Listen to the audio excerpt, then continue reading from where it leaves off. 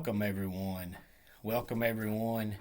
Welcome, everyone, to another Ref Brandon and the Todd family YouTube video, wherever you are, whatever you may be doing. Thank you so much for making Ref Brandon and the Todd family a part of your day. We always greatly appreciate it. Today's video is going to be college football related.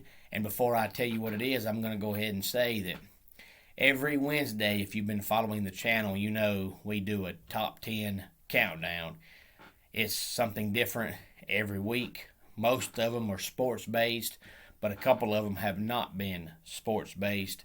Well, this upcoming Wednesdays is going to be another top 10 about college football.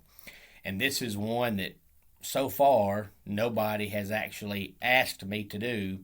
But I feel like since college football season is quickly approaching, it'll be something that'll be a very interesting topic, and we'll get to that coming up next Wednesday. But today's college football video is one that my good friend Mike asked me to do probably back in, I would say, late May or early June, something like that. It's been a while. But I put it off because I didn't know if we would see any more changes before the season started. And it's a good thing we did, because I believe it was this past Tuesday where the oldest active college football head coach retired due to health reasons, and that was Frank Zolich, who was the head coach of the Ohio Bobcats for 16 seasons. He was 76 years old, and he'll be 77 by the time this college football season starts. And he resigned on Tuesday due to health reasons. And this college football video is who I think got the best head coach available out of all the new head coaches.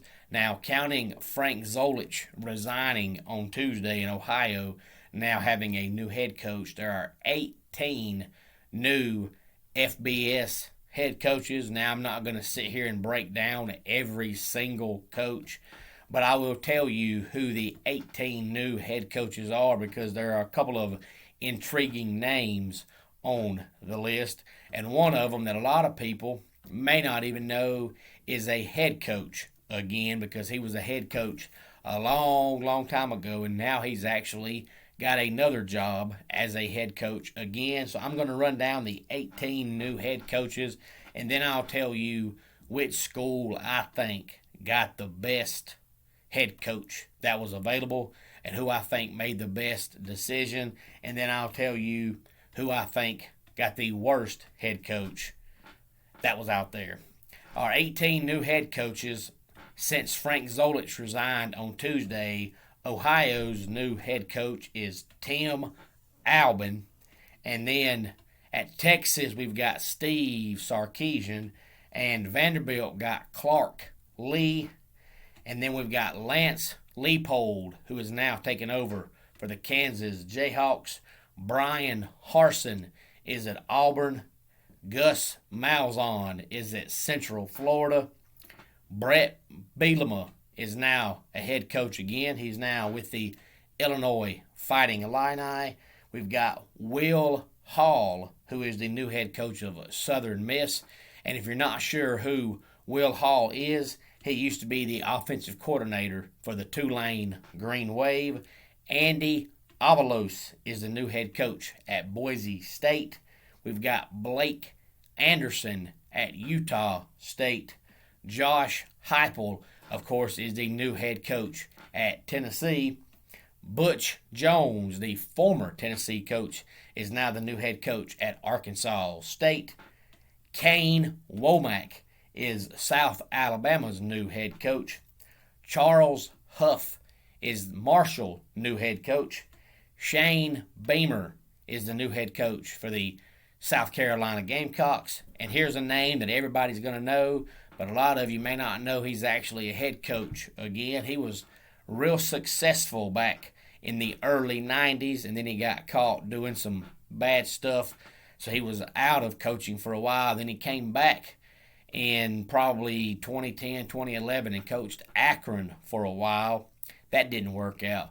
The last couple of years, he's been a graduate assistant at Clemson, but now he is the head coach of the Louisiana Monroe Warhawks, and that is Terry Bowden.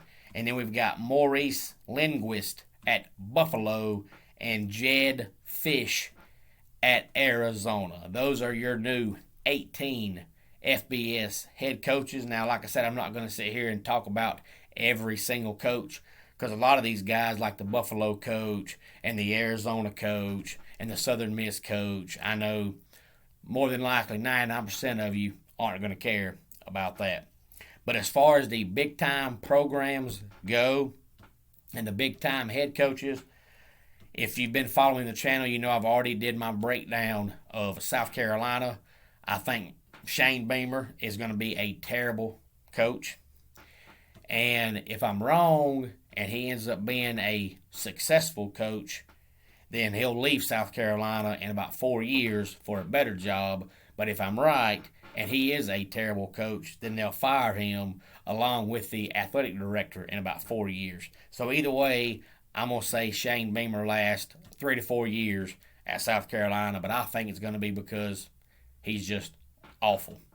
And then Blake Anderson used to be the head coach at Arkansas State. He made the headlines, I think it was last year or 2 years ago, when they played Georgia, because of some of the off-the-field stuff he was battling. So all success to him. I hope he's very successful at Utah State. Brett Bielema used to be a really good coach back in the day, but he's still living in the 90s, where he thinks you can line up and run the ball 175 times a game and throw it 10 times a game and win, which at most schools that wouldn't work, but at Illinois that might actually work. So I would say Brett Bielema, if I had to grade him, I would give him a B+. I don't think he's going to win 10 games a year, but I do think he's an upgrade for Lovie Smith. I think he can get to 7 to 8 wins a year on the average, which is really good for Illinois. I've already did my breakdown for Auburn. I think Brian Harsin is going to be a terrible coach. Maybe I'm wrong. I'm just going by, what I hear and what I see and what I feel. And the fact that he left Boise State and none of the fans seemed upset, none of the players seemed upset, none of the office people that were over him seemed upset. So because of that, that tells me that they don't think he's a very good head coach. And if he wasn't very good at Boise State, then I don't think he's going to be very good at Auburn. So I'm going to say Brian Harsin is maybe a C+. And I've already said before that I think Gus Malzahn was a great head coach. Coaching the Auburn Tigers, in my personal opinion, would be the hardest job in college football. And he still managed to win 8 games a year at Auburn. The only reason they fired him was because he's supposed to be an offensive guru, and he was there for 10 years or close to it and never found a quarterback. And it looks like on the surface that something is wrong when you're supposed to be an offensive genius, but yet you can't even find a quarterback. But to me, winning 8 games a year at Auburn is pretty good. And he actually beat Alabama more than anybody else in the conference did.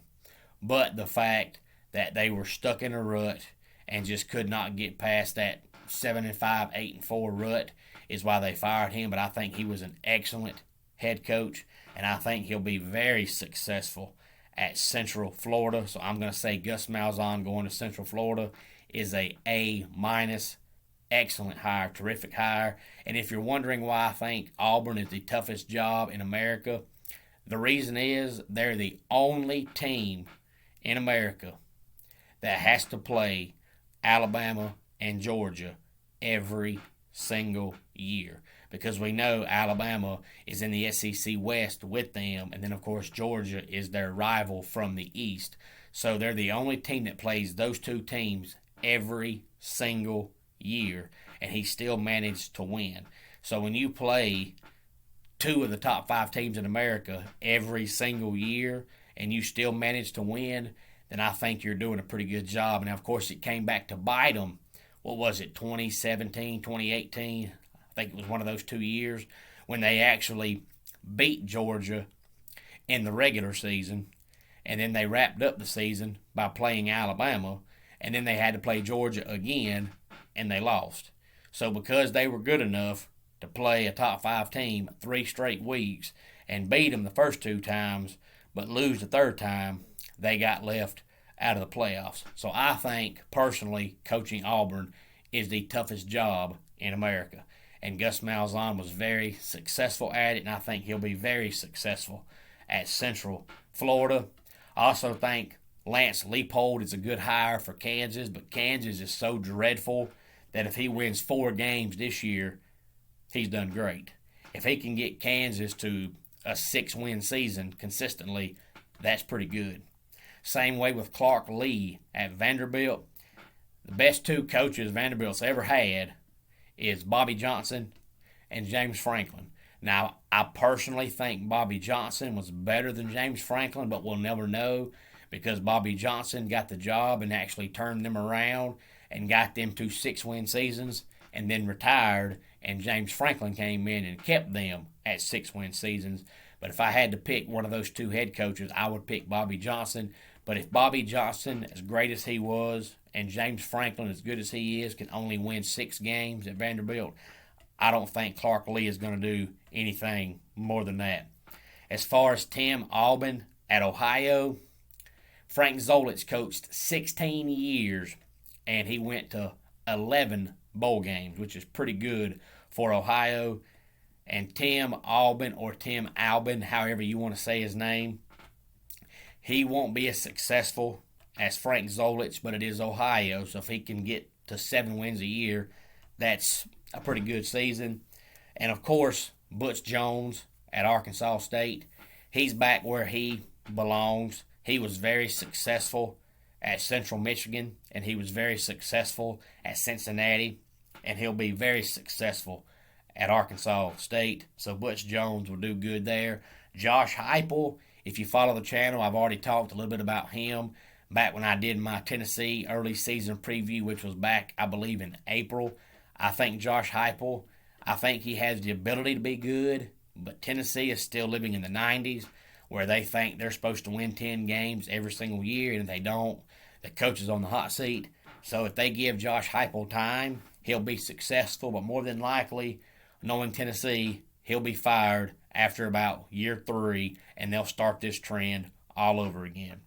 But the best coach to me out of all the coaching hires was Steve Sarkisian. Now, we know he's been a head coach before. He was good at Washington, but before he became great, he left and went to USC, and then he started having some personal off-the-field problems, and he lost that job, but he says he's clean now and sober. I hope he is. If he is, I think he'll be a great hire for Texas. He's the A-plus hire. To me, he's the best hire on this board by far. It ain't close. Now, he's been very successful as Alabama's offensive coordinator the last couple of years, but of course Texas does not have the talent that Alabama does, so he's not going to go to Texas and win 10 or 11 games his first year. If that's what you're thinking is going to happen, you're sadly mistaken. It's not. But if they give him time, I think he'll be very successful. He was also pretty good, not great, with the Falcons, but I think he's more cut out for a college football job than he is an NFL job. So I think if Texas gives Steve Sarkisian time, I think he'll be very, very successful. Right now, for 2021, I put them at about 8 wins. But I think by 2023, 2024, I think they'll be a top 10 program. I think Steve Sarkisian's the home run hire. He's the home run hire on this board out of all the home run hires. He's an A+. And like I said, Gus Malzahn is an A-. I think Gus Malzahn is going to have the same type of success at Central Florida that Steve Sarkisian is going to have at Texas. But it's Central Florida, and we know how people are. Gus Malzahn will go there and go 12-0, and most people are going to say, well, it's because it's Central Florida. So even though I do think Gus Malzahn is going to have the same type of success at Central Florida that Steve Sarkisian is going to have at Texas because of the fact it's Central Florida. He won't get the credibility he deserves. So I'm going to say Steve Sarkisian's an A+, and Gus Malzahn's an A-. Those are the two best hires on this board, and the worst hire on this board to me of all the big-time head coaching positions. I'm not talking about Ohio and Louisiana Monroe and Buffalo and Arizona and Southern Miss, but of all the big-time schools and the big-time programs and the big-time head coaches, if you had to ask me right now which one I think is the worst hire, my answer would be Shane Beamer. I think he's dreadful. And if you follow the channel, I talked about it a lot when I did my South Carolina preview back, I think it was in April as well. It was around the same time I did my Tennessee early season preview, and I talked about why I think Shane Beamer is a terrible hire. So if you're curious as to my thoughts on Shane Beamer, go back and watch my South Carolina preview that I did a couple of months ago. I think it's dreadful. I think it's terrible. I think it's horrible. And I think it's going to backfire. But those are my thoughts and my suggestions and my opinion on who I think is the best head coaching hire out of the new 18 head coaching hires as we head into the 2021 season. Like I said, Mike asked me about that back, I think it was around May or June, and I told him I would do it. But I thought, you know what? There may be another coaching change or two by the time the season gets here. Now, of course, we had one with Frank Zolich resigning on Tuesday, but hopefully with college football now being less than 50 days away, there'll be no more coaching changes between now and the beginning of the college football season. So if you're a college football fan or know someone who is, please feel free to tell them to watch this video and give me their thoughts on the head coaching changes, on whether you agree with me or not on who the best head coach hire was and who the worst head coach hire was. Let's go ahead and get our dad joke of the day in here. Why did the dad refuse to cut his lawn? Because he wanted to be a cut above the rest. And that wraps it up for today's Ref Brandon and the Todd Family YouTube video.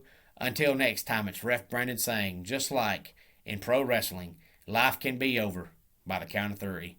Tell your friends and family how much you love them. Bye.